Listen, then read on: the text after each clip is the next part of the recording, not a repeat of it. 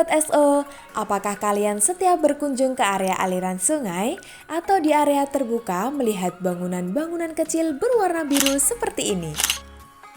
Kalau pernah, kalian penasaran gak sih bangunan apakah itu dan apa fungsinya? Meski kecil, bangunan ini memiliki peranan penting bagi pengelolaan informasi sumber daya air loh. Alat-alat tersebut dioperasikan oleh unit yang disebut unit hidrologi dan kualitas air. Kira-kira apa sih nama dan fungsi dari bangunan ini? Dan bagaimana pengoperasiannya oleh tim hidrologi? Yuk kita cari tahu.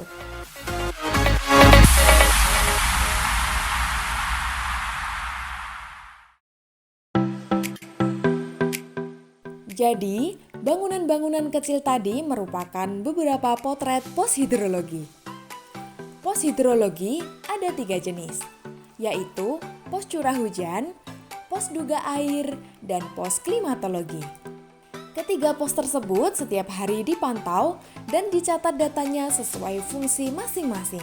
Pencatatan data hidrologi ini memiliki peran penting dalam pengelolaan sumber daya air antara lain sebagai bahan data perencanaan pembangunan bangunan air seperti bendung, bendungan, dan jaringan pipa transmisi air baku.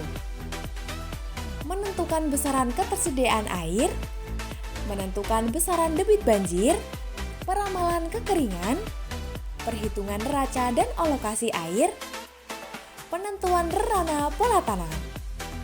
Nah, sekarang kita kenalan yuk dengan ketiga jenis pos hidrologi.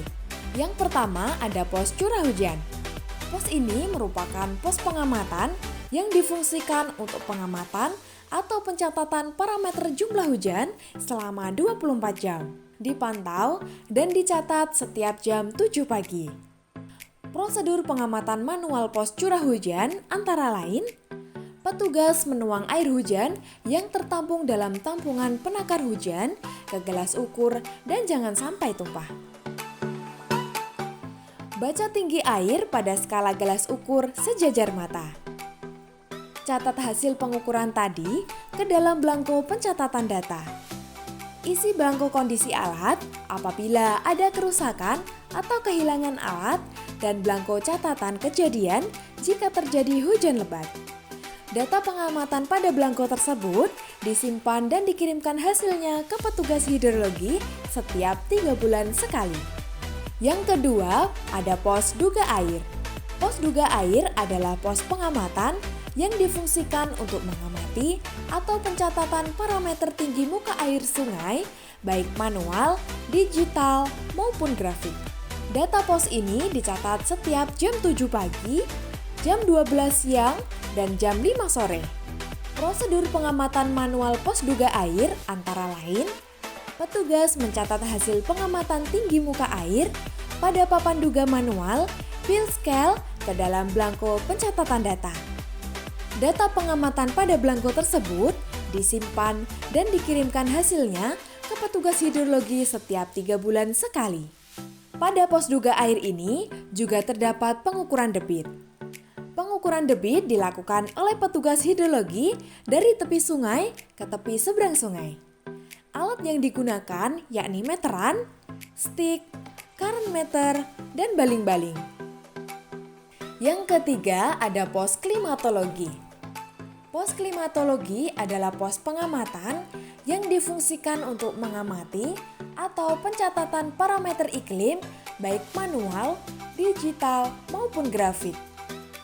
Prosedur pengamatan manual pos klimatologi antara lain: penjaga sudah harus tiba di pos klimatologi sesuai dengan waktu yang ditentukan atau sesuai dengan jadwal pengamatan masing-masing alat. Ganti kertas grafik untuk alat penakar hujan otomatis, alat termohigrograf, aktinograf, dan ganti kertas pias untuk alat sunshine recorder, serta pastikan sudah dituliskan status pemasangannya pada kertas grafik atau pias, nama pos, tanggal, jam.